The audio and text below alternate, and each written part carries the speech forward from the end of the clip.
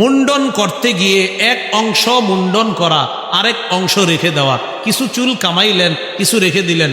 আমার সাথে সবাই বলেন, এটাকে কাজা বলে। কি বলে? কাজা। বলেন কাজা। কফ জা আইন, কি বলে? কাজা। এই কাজ করবেন না, এক অংশ কামায় আরেক অংশ রেখে দেয়। ইবনে মাজাহ 3637 নম্বর হাদিস। আন আব্দুল্লাহ ইবনে উমর রাদিয়াল্লাহু তাআলা আনহুমা নাহা রাসূলুল্লাহ সাল্লাল্লাহু আলাইহি ওয়াসাল্লাম আনিল কাজা। আল্লাহ নবী কাজা করতে নিষেধ করেছেন। ছাত্ররা প্রশ্ন করলেন, মাল কাজা, কাজা কাকে বলে? আব্দুল্লাহ ইবনে ওমর জবাব দিলেন, আইয়ুহলাকা মিন রাসিস সাবিয়্যি মাকান ওয়া ইউতরাকা মাকান। কাজা বলা হয় মাথার কিছু অংশের চুল মুন্ডন করা, কিছু অংশ রাইখা দেওয়া, এটাকে বলা হয় কাজা।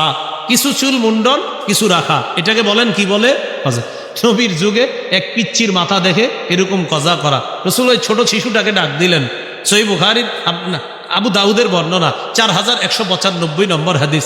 এই হাদিসের মধ্যে আসছে, আন আব্দুল্লাহ ইবনে উমর রাদিয়াল্লাহু তাআলা আনহুমা আন্না রাসূলুল্লাহ সাল্লাল্লাহু আলাইহি ওয়াসাল্লাম রাআ সাবিয়্যা। নবী একটা ছোট শিশুকে দেখছে। কদ হুলিকা বাদু শাহরিহি ওয়া তুরিকা বাদু। কিছু চুল কামানো হয়েছে আর কিছু চুল রেখে দেওয়া হয়েছে। তো নবীজি দেখা পরিবারের ডাক দিছে, এইদিকে আসো, কি করছো এটা মাথার মধ্যে? ইহলিকুহু কুল্লাহ আও ইতরুকুহু কুল্লাহ। হয়তো সব চুলগুলা ফালায়া দাও, না হয় কিছু অংশ ফালাও আর কিছু রাখো, এটা করবা না। হয়তো সব ফালাও, না হয় সব রাখো।